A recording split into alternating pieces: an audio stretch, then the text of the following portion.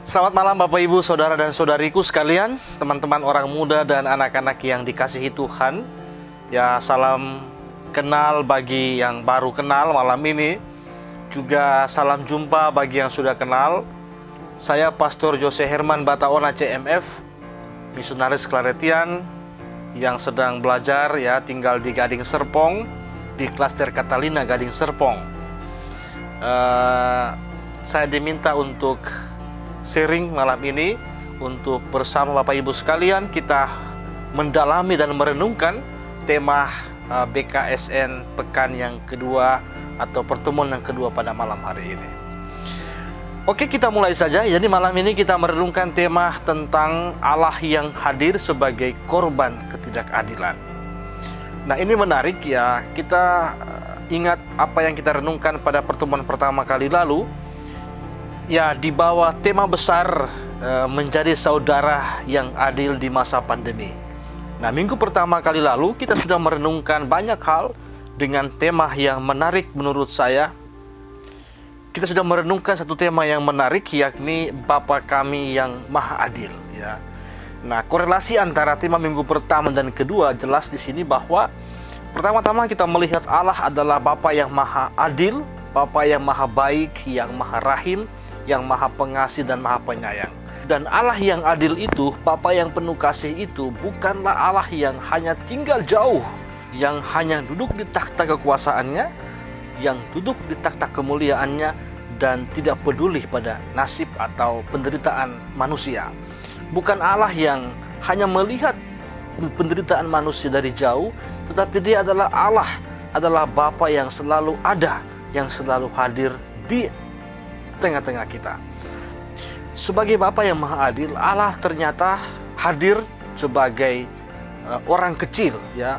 Dan sesuai dengan tema kita malam hari ini, kita merenungkan bahwa Allah sebagai Bapa yang adil itu, Dia hadir sebagai korban ketidakadilan. Nah, itu korelasinya. Jadi Allah yang adil yang kita renungkan dalam doa Bapa kami ya, itu Allah yang saat ini hadir sebagai korban ketidakadilan, yang hadir di depan mata kita, di depan hati kita, di dalam diri orang-orang yang mengalami nasib ketidakadilan. Oke, setelah kita doa pembukaan oleh terima kasih Ibu MC, kita akan masuk kepada bagian mendengarkan firman. Saya akan membacakan bacaan Injil. Bapak Ibu semua yang di rumah silakan menyiapkan Alkitab, membuka kitab sucinya masing-masing ya. Ada yang pakai handphone suci katanya. Alkitab sudah dalam handphone. Oke, baik, kita siapkan Matius bab 25 ayat 31 sampai dengan ayat 40. Penghakiman terakhir. Apabila Anak Manusia datang dalam kemuliaannya dan semua malaikat bersama-sama dengan Dia, maka Ia akan bersemayam di atas tahta kemuliaannya. Lalu semua bangsa akan dikumpulkan di hadapannya, dan Ia akan memisahkan mereka seorang daripada yang lain. Sama seperti gembala memisahkan domba dari kambing, dan Ia akan menempatkan domba-domba di sebelah kanannya, dan kambing-kambing di sebelah kirinya. Dan raja itu akan berkata kepada mereka yang di sebelah kanannya, "Mari, hai kamu yang diberkati oleh Bapakku, terimalah kerajaan yang telah disediakan bagimu sejak dunia dijadikan. Sebab ketika aku lapar, kamu memberi aku makan. Ketika aku haus, kamu memberi aku minum. Ketika aku seorang asing, kamu memberi aku tumpangan. Ketika aku telanjang, kamu memberi aku pakaian. Ketika aku sakit, kamu melawat aku. Ketika aku di dalam penjara, kamu mengunjungi aku." Maka orang-orang benar itu akan menjawab Dia katanya, "Tuhan, bila manakah kami melihat Engkau lapar dan kami memberi Engkau makan? Atau haus dan kami memberi Engkau minum? Bila manakah kami melihat Engkau sebagai orang asing dan kami memberi Engkau tumpangan? Atau telanjang dan kami memberi Engkau pakaian?" Bila manakah kami melihat engkau sakit atau dalam penjara dan kami mengunjungi engkau?" Dan raja itu akan menjawab mereka, "Aku berkata kepadamu, sesungguhnya segala sesuatu yang kamu lakukan untuk salah seorang dari saudaraku yang paling hina ini, kamu telah melakukannya untuk aku." Demikianlah Injil Tuhan. Terpujilah Kristus. Oke Bapak Ibu sekalian yang terkasih, nah sebelum kita masuk pada permenungan kita tentang tema ini, saya ada dua video singkat, video sederhana yang barangkali menjadi inspirasi bagi kita di awal pertemuan ini. Mari kita saksikan bersama-sama videonya. Boleh ya Bapak Ibu ya, saya memutar video ya supaya kita jangan ngantuk juga kan ya. Oke, video yang pertama dengan judul "Jual Ayam Kesayangannya Demi Belajar Online". Ini video sebetulnya sudah ada di YouTube. Ya, saya ambil dari YouTube. Dan ternyata kalau Bapak Ibu ada teman-teman orang muda yang main TikTok, ini juga sebenarnya sudah viral, sudah ada di TikTok ya. Video dengan judul "Jual Ayam Kesayangannya Demi Belajar Online". Silakan kita saksikan.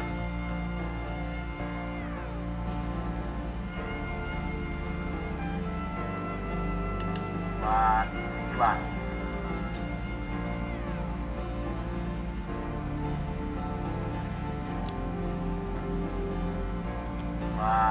Jual dengan buat belajar online.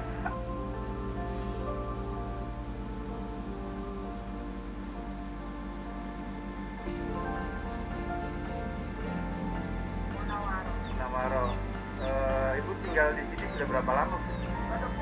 20 tahun. Kita tolong kita numpang dulu sebelum digarap tempat pilih maupun untuk tempat tinggal di sini untuk sementara sambil sembahyang dan mengaji.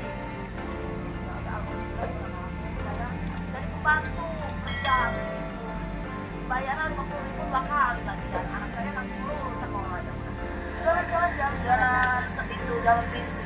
Dari hasil pensil itu buat makan sama Ini kan sekolah biasa sekolah. sekolahnya gue. Rasa seliter. Sehari makan seliter. Seliter beli beras dan belinya. Buat berapa lama seliter? Sehari seliter. Buat bertiga. Itu ayam buat apa? Jual buat apa? Buat beli handphone. Emangnya buat apa handphonenya? Belajar online Oh, buat belajar. Kalau nggak ada handphone gimana? bisa Nggak bisa belajar. yang lain. Itu nggak apa-apa ayamnya dijual. Gak apa-apa. Cukup nggak emang buat handphone? Kurang tahu.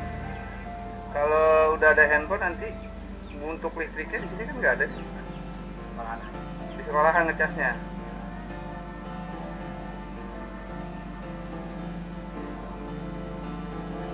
Assalamualaikum warahmatullahi wabarakatuh, orang-orang baik Indonesia. Selamat pagi. Hari ini saya akan berangkat ke Rufin. Beberapa waktu lalu saya pernah mengunggah tentang seorang anak yatim yang hendak menjual ayam untuk membeli handphone yang dipergunakan untuk keperluan sekolah. Langsung saja kita temuin anak yatim itu dan kita berikan hadiah ini untuk dia. Let's go. Saya sudah bersama Denny. Denny usianya 14 tahun. Dia sekarang itu sedang meneruskan sekolah di Mataul Anwar, kelas 1 SMA. Ini ada bingkisan dari orang baik Indonesia. Ini yang kita terima dulu nih. Ya.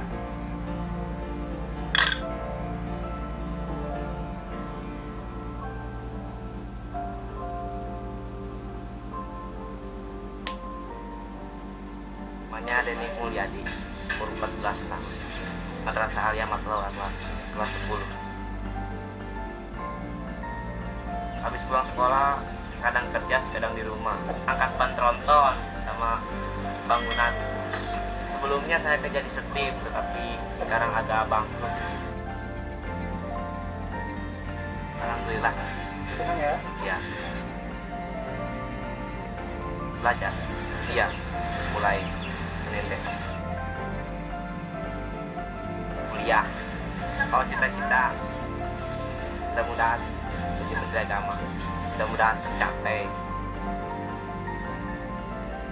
Terima kasih sekolah relawan, orang-orang baik Indonesia yang sudah mengasih handphone sama saya. Semoga bermanfaat, lebih baik dari kemarin.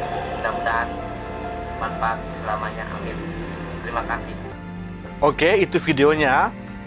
Nah, next slide juga adalah video. Saya putar lagi videonya, mohon izin lagi untuk memutar video ini. Video kedua dengan judul Pengemudi Ojol Belum Makan Dari Pagi. Ya, kita saksikan bersama.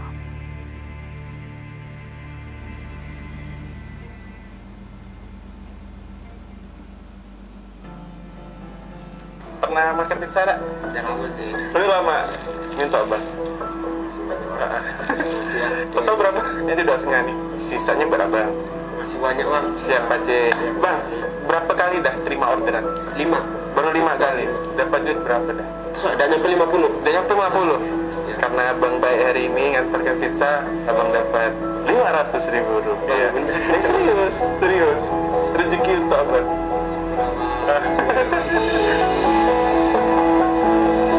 Karena abang tadi pas nyampe tuh aku lihat tuh kok lemes. Belum makan ternyata. Belum, dari bagian cuma minum kopi di kawan buat kawan. Ini motor kawan, ini aku kawan. Iya kan? Halo bang. Tambah lagi. Sumpah dari pagi sampai sekarang saya belum makan dan ini rezeki banget gitu. Terima kasih banyak pasukan asik. Semoga asik selalu.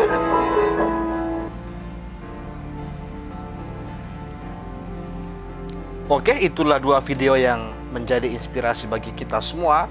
Nah, kita masuk pada bagian ini. Saya beri judul 1-2 catatan awal. Yang pertama, ya saya juga pengen tahu dong bagaimana kesan kita setelah menyaksikan dua video tadi. Ya, tidak perlu dijawab, nanti kita akan sharingkan bersama di akhir, di bagian sharing nanti ada sesinya ya. Oke, yang kedua, keadilan dalam paham kitab suci tidak berhenti sebagai teori atau konsep belaka. Nah, di sini Bapak Ibu sekalian, keadilan ya, kalau kita pahami dalam ilmu pengetahuan, itu dengan berbagai macam pandangan, sudut pandang teori ini, teori itu, dan lain sebagainya. Tetapi dalam kitab suci sendiri, keadilan itu bukan soal teori terlalu banyak. Bukan soal konsep-konsep yang sulit dipahami, konsep yang besar dan luar biasa. Tetapi keadilan itu adalah sebuah keadaan yang konkret, keadaan yang nyata. Nah, keadilan adalah sebuah keadaan shalom, harmoni, damai sejahtera yang mewarnai hidup manusia dalam relasinya dengan Allah dan juga dengan sesama. Sekali lagi, keadaan di mana semua kita hidup dalam harmoni. Baik itu harmoni kita, relasi kita dengan Allah sendiri, dan juga terutama relasi dengan sesama di sekitar kita.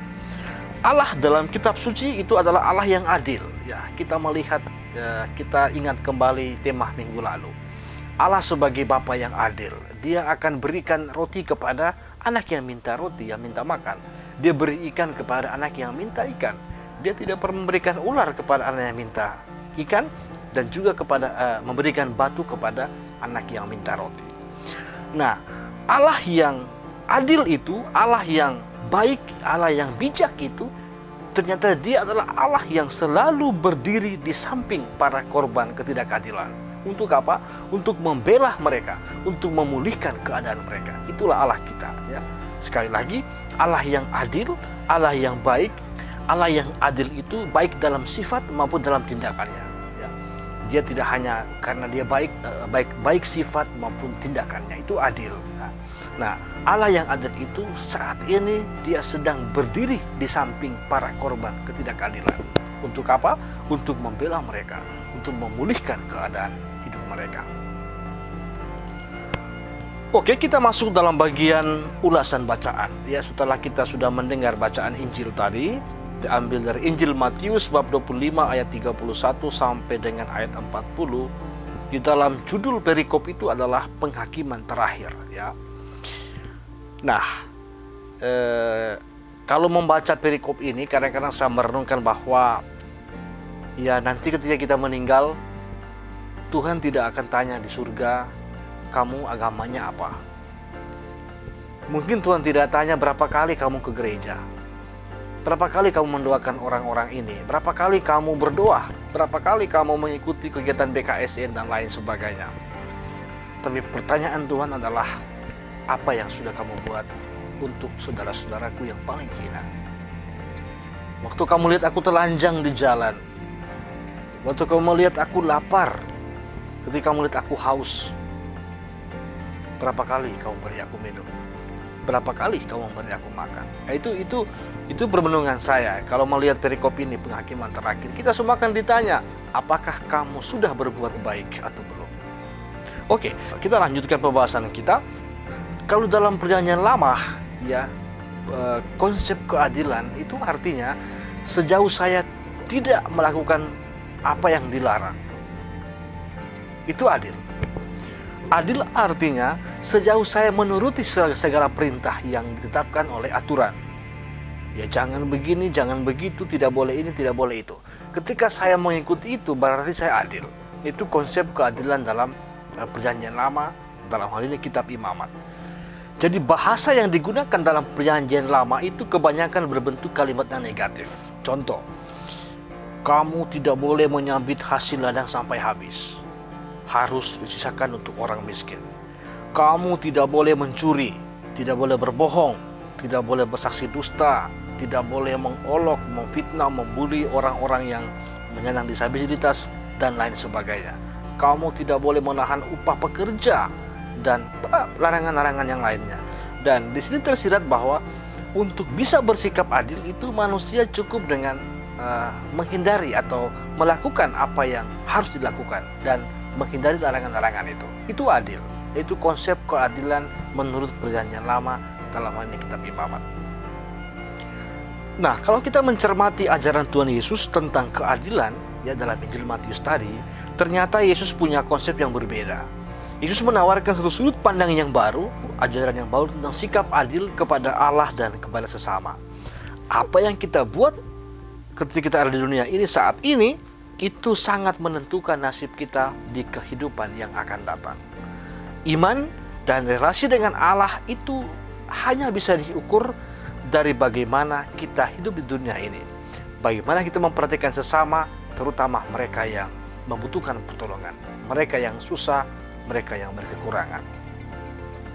Dalam Injil Matius tadi kita mendengar Yesus tidak memberikan perintah berupa larangan, tetapi dia mengajak para muridnya untuk mewujudkan keadilan secara nyata dalam kehidupan mereka sehari-hari. Ini menarik, ya.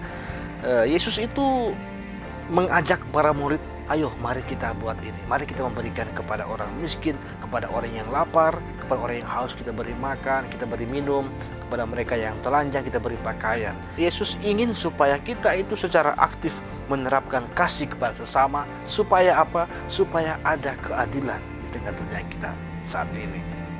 Nah, Allah yang ditampilkan oleh Yesus dalam bacaan Injil tadi itu adalah Allah yang hadir, Allah yang tampil di dalam diri manusia, orang yang membutuhkan pertolongan dari manusia yang lain. Nah, Allah hadir dalam diri orang lapar, orang haus, orang asing, orang telanjang, orang sakit, dan orang-orang di dalam penjara. Nah, di sini sebenarnya Yesus menghilangkan garis batas antara iman kepada Allah dan kasih kepada sesama, tindakan nyata kepada sesama yang menderita. Kadang-kadang orang mengatakan bahwa percuma kita rajin berdoa, percuma kita ikut setiap hari kita ikut misa, tetapi kehidupan kita jauh dari yang Tuhan kehendaki. Dalam kehidupan nyata, kita tidak memperhatikan orang-orang miskin di sekitar kita, kita tidak memperhatikan orang-orang susah yang membutuhkan pertolongan kita. Nah, ini sesuatu yang luar biasa. Yesus mau supaya di sini harus ada keseimbangan. Kalau kita mengasihi Allah, maka kita juga harus mengasihi sesama. Kalau kita beriman kepada Allah, kita harus menunjukkan kasih kita kepada orang-orang yang membutuhkan pertolongan kita, mereka yang menderita. Nah, bagi Yesus, berbuat adil atau menjadi pribadi yang sungguh-sungguh beriman adalah kita tidak hanya berdiam diri saja dengan keadaan kita, tetapi kita mau turun langsung, aktif, peduli, empati kepada orang-orang yang sedang membutuhkan keadilan, orang-orang yang menderita, orang-orang yang sangat membutuhkan perhatian dan pertolongan kita. Nah, dalam Injil tadi orang-orang itu dipuji oleh Yesus bukan karena hal yang besar sekali, hal yang spektakuler yang mereka buat, atau hanya semacam sebuah konsep yang sangat luar biasa, yang wow, tapi tindakan sederhana, tindakan konkret tapi nyata, dan itu yang Tuhan butuhkan. Ketika aku lapar, kamu beri aku makan. Ketika aku telanjang, kamu beri aku pakaian. Aku haus, kamu beri aku minum, dan lain sebagainya. Orang-orang yang dalam keadaan membutuhkan pertolongan, kita hadir untuk memberikan jawaban atas kebutuhan mereka. Itulah perbuatan-perbuatan yang dipuji oleh Yesus dalam Injil tadi. Orang-orang yang hadir untuk menjawab kebutuhan orang-orang yang membutuhkan perhatian mereka. Ketika orang butuh ini, kita beri yang sesuai dengan kebutuhan mereka. Nah, Bapak Ibu sekalian yang terkasih, teman-teman orang muda dan anak-anakku sekalian, ini kita Yesus mengajak kita supaya kita berani untuk keluar dari diri kita sendiri. Kita berani untuk turun langsung memberikan bantuan sekecil apapun yang kita miliki kepada orang-orang yang membutuhkan pertolongan kita. Supaya apa? Supaya orang-orang tadi itu hidup mereka tidak berakhir tragis, ya. Tragis artinya apa? Tadi siang ada berita, ada seorang yang setelah divonis positif corona, dia loncat dari lantai sekian di gedung atlet itu, ya, lompat turun dan akhirnya meninggal. Banyak hal, ya, banyak kejadian ketika orang yang sungguh-sungguh membutuhkan makan, dia akhirnya mencuri dan akhirnya ditangkap polisi dan dipenjara, dan macam-macam lain. Hidup mereka berakhir sangat tragis. Nah, kita hadir supaya paling tidak kisah hidup mereka berakhir dengan tidak seperti itu, ya. Untuk itu kita sebagai orang-orang beriman, anak-anak Tuhan, mau tidak mau, siap tidak siap, kita harus hadir untuk membawa wajah Allah yang penuh damai, wajah Allah yang penuh adil, wajah Allah yang penuh kebaikan itu kepada orang-orang yang membutuhkan, wajah Allah yang peduli kepada orang-orang kecil. Nah, dalam masa atau situasi adaptasi kebiasaan baru yang kita sebut new normal, ya, meskipun tadi kita mendengar juga bahwa kita akan kembali lagi ke masa PSBB yang ketat seperti dulu, ya. Ya mungkin karena kita, orang-orang Indonesia, ya mungkin sudah lelah barangkali, atau menganggap segala macam himbauan pemerintah, segala macam protokoler yang ada itu sebagai sesuatu beban bagi mereka. Orang sudah tidak peduli lagi, ya. Maka ada lagu dari Iwan Fals, ya, terserah. Ya, kita kembali dengan semakin banyaknya korban jiwa, semakin banyak orang yang tertular, terpapar. Mau tidak mau kita harus kembali. Tapi sekali lagi bahwa kita dalam masa sulit ini, rasa empati kita kepada mereka yang mengalami kesulitan itu tentu sangat dibutuhkan, ya. Dan rasa empati itu tidak hanya berhenti pada ungkapan, "Yo, kasihan ya," kita merasa kasihan dengan dia, kita ingat orang itu, tetapi itu harus sampai pada bagaimana kita mampu untuk berbela rasa dengan mereka yang menderita, dengan mereka yang sangat membutuhkan perhatian dan pertolongan kita. Sebagai orang beriman, kita ditantang untuk menjadi pelopor. Pelopor artinya siap untuk ada di depan, selalu menjadi yang terdepan, dalam memberikan pertolongan, memberikan bantuan. Apapun yang terjadi, ya kita pasang badan. Itu kira-kira makna daripada menjadi pelopor dalam tindakan adil dan belas kasih. Nah, situasi dunia kita saat ini yang boleh dibilang berantakan, yang sangat down saat ini, yang boleh dibilang hancur, berantakan semua dalam semua lini kehidupan. Nah, itu menjadi medan karya bagi kita untuk terpanggil dan bergerak hadir sebagai wajah Allah yang penuh belas kasih. Kita manfaatkan kesempatan yang ada, ya. Hidup adalah kesempatan. Kita jadikan menjadi berkat bagi banyak orang.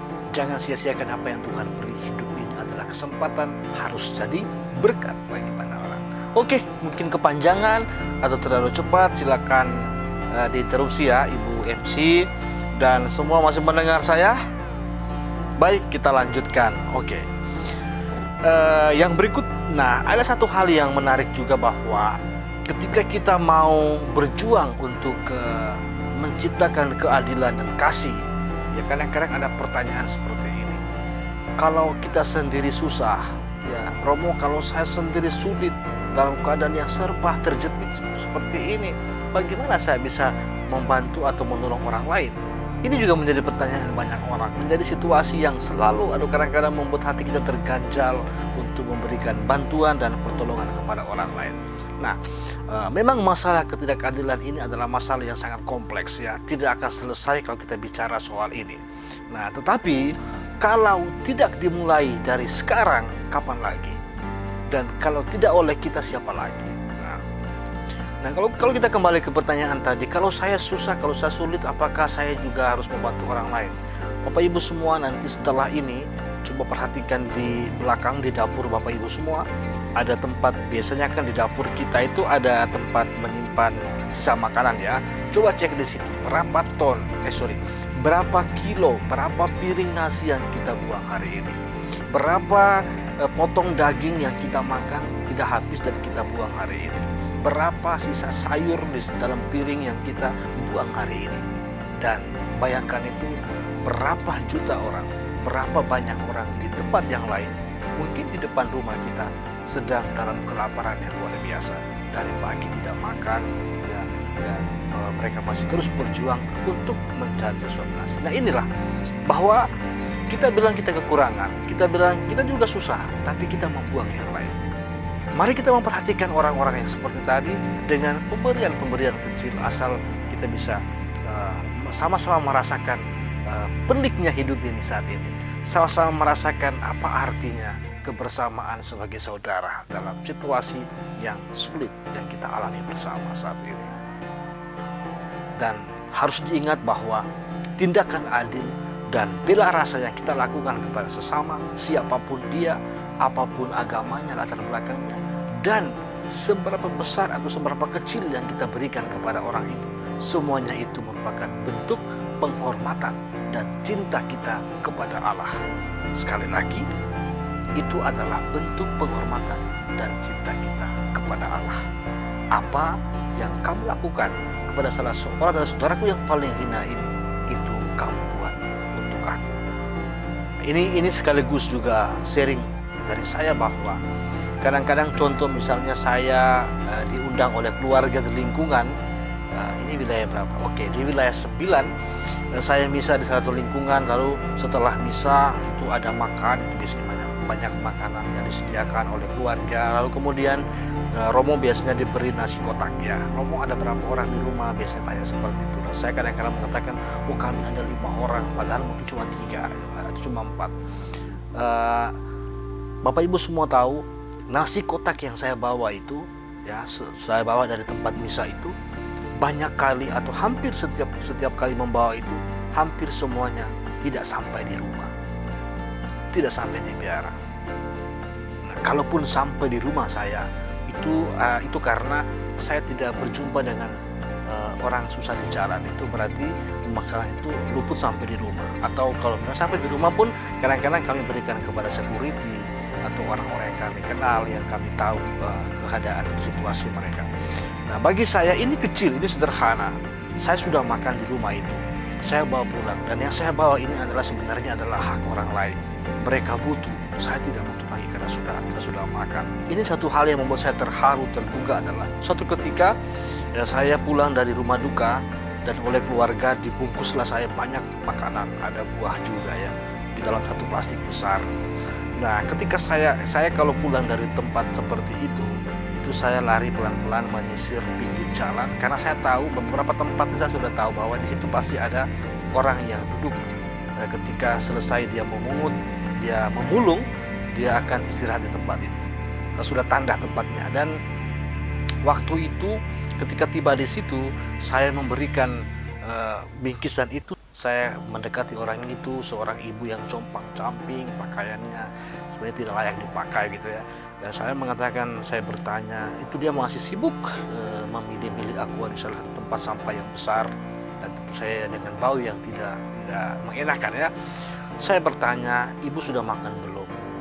Dia mengatakan, belum Pak. Ibu sendiri atau sama teman? Kebetulan saya sendiri, tapi memang biasanya ada teman. Oke, saya katakan silakan ibu dimakan ya, sisanya dikasih kepada teman-teman yang lain.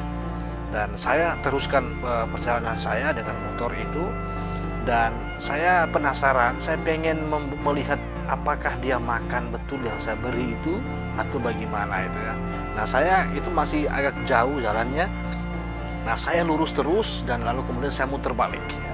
Saya mengambil jalur muter balik, saya putar kembali ke tempat yang tadi, tentu dengan pelan-pelan juga supaya saya mau membuktikan bahwa apa yang saya beri tadi itu betul-betul dimanfaatkan atau dimakan ya.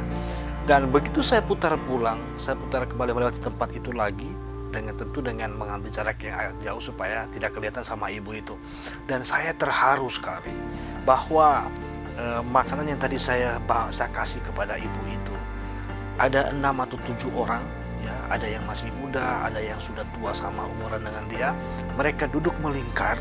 Ini sama-sama pengemis, sama-sama pemulung ya, dengan keadaan yang seperti itu. Dan di samping bak sampah satu pohon. Nah, mereka duduk di situ dan lalu makan bersama-sama. Bapak Ibu semua, teman-teman, saya terharu ya. Saya tuh pengen berhenti lagi dan bergabung dengan mereka, tapi saya merasa bahwa nanti mungkin ibu itu tidak enak atau apa segala macam. Dan saya meninggalkan tempat itu dengan satu batin yang lega, yang luar biasa ya. Ketika mereka dalam keadaan sulit, mereka juga punya hati untuk berbagi, punya hati untuk memperhatikan sesama yang lain yang mungkin senasib dengan mereka. Ini luar biasa. Ini keadilan yang kita bahas pada malam hari ini. Inilah adil sebenarnya.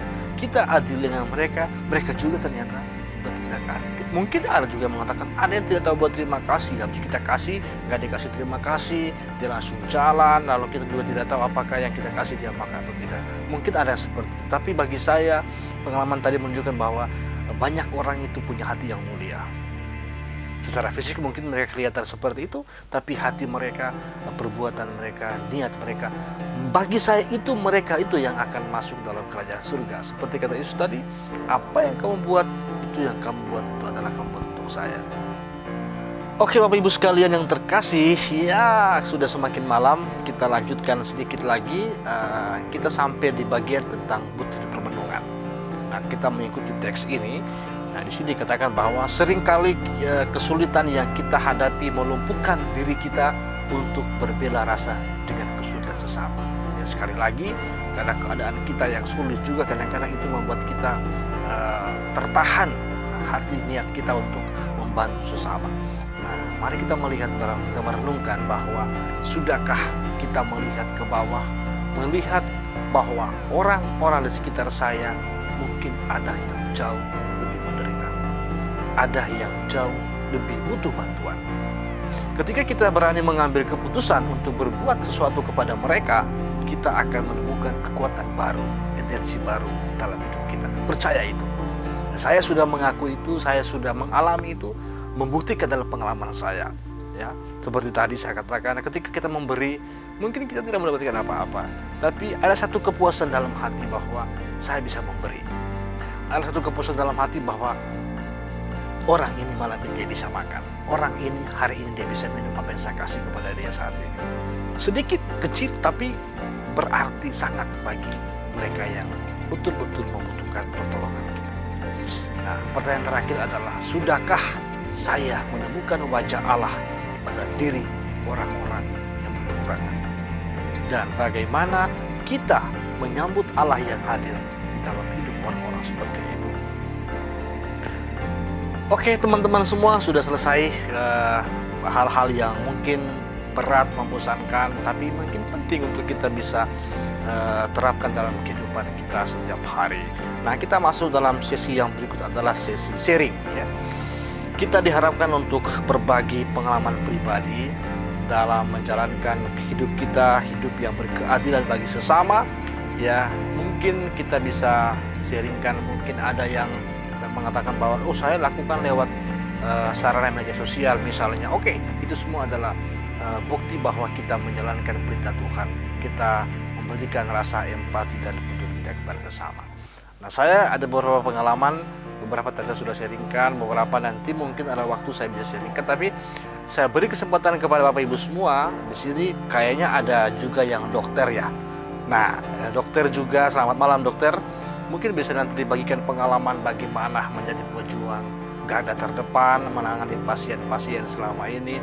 Dan Bapak Ibu semua ya, dalam perjalanan hidup kita mungkin kita pernah bertemu dengan orang-orang yang dalam tanda petik mereka yang Yesus katakan dalam Injil tadi ya, mungkin ada yang sedang lapar, ada yang sedang haus, ada yang sedang telanjang, ada yang kadang-kadang ada yang bilang itu beda tipis mau antara orang yang gila dan orang yang waras. Kadang-kadang kita takut kita terjebak dengan ya ini orang gila, akhirnya kita juga yang kena resikonya. Kadang-kadang kita seperti, tapi ada pengalaman-pengalaman yang mungkin kita bisa bagikan pada malam hari ini untuk saling meneguhkan. Saya persilakan, monggo Bapak Ibu semua. Kepada Ibu MC saya kembalikan waktu. Terima kasih untuk perhatiannya. Apakah saya bisa berhenti sharing share ini atau oke biarkan. Oke. Ya, kita dalami ya yang tadi ya. Iya. Sudahkah kita melihat ke bawah, melihat orang-orang di sekitar kita yang jauh lebih menderita? Oke, saya persilakan kepada yang mau sharing. Dinamikanya bagaimana, saya kembalikan kepada MC.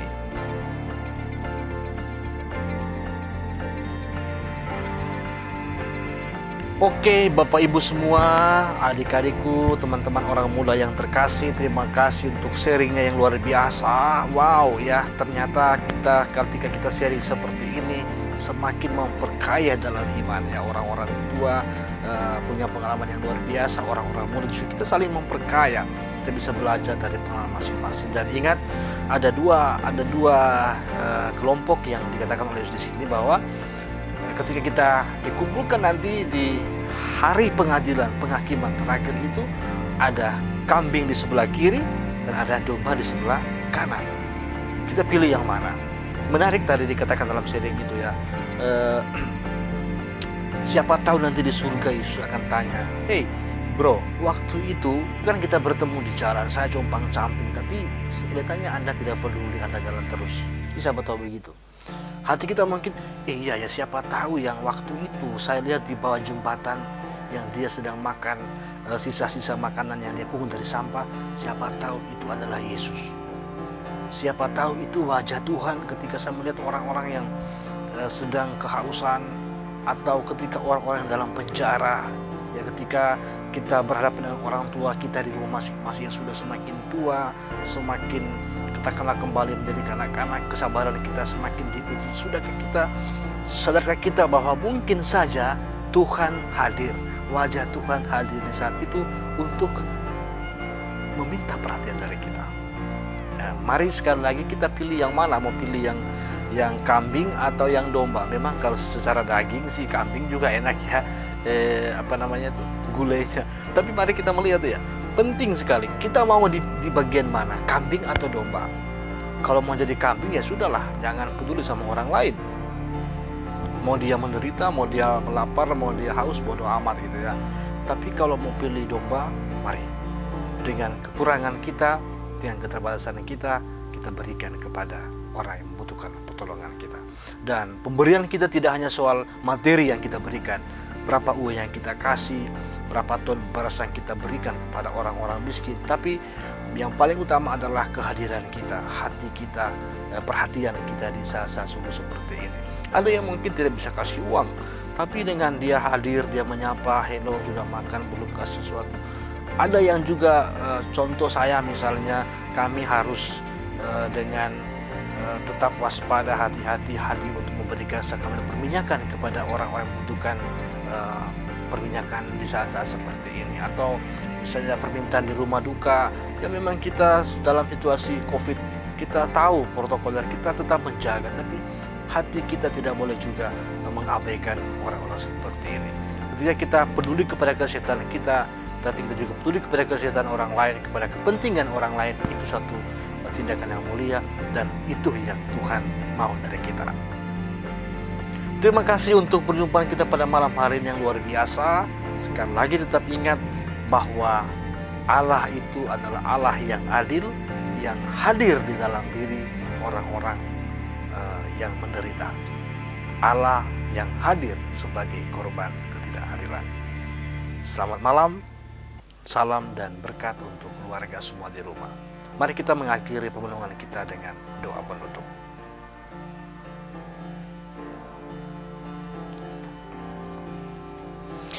Dalam nama Bapa dan Putra dan Roh Kudus, amin. Ya Bapa yang Maha Adil, syukur dan terima kasih untuk berkat dan penyertaan bagi kami sampai dengan saat ini. Kami telah merenungkan sabda-Mu, di samping kami tetap memperhatikan diri kami dan mengikuti protokoler dan himbauan pemerintah serta para pihak yang terkait. Kami juga Engkau pakai untuk menjadi berkat bagi banyak orang, untuk memperhatikan orang-orang yang lebih sulit daripada yang kami alami. Kami sama-sama dalam keadaan yang luar biasa sulit ya Tuhan. Mampukanlah kami untuk semakin bersikap adil dan bijaksana, peduli kepada orang-orang di sekitar kami. Bantulah kami dengan kekuatan Roh Kudus-Mu, agar kami mampu menjadi berkat bagi banyak orang. Dan permohonan ini kami sampaikan kepadamu demi Kristus Tuhan dan pengantara kami. Amin. Semoga Tuhan beserta kita sekarang dan selama-lamanya. Semoga Bapak Ibu sekalian, keluarga kita masing-masing dimanapun mereka berada, juga semua orang yang kita kasihi, mereka yang terpapar virus corona, juga para perawat, para dokter, para pejuang garda terdepan, para pemerintah kita, dan juga istirahat kita pada malam hari ini dan perjuangan kita dalam bersikap adil dan peduli kepada sesama, senantiasa dilindungi, dibimbing, dan diberkati oleh Allah yang Maha Kuasa, Bapa dan Putra dan Roh Kudus. Amin.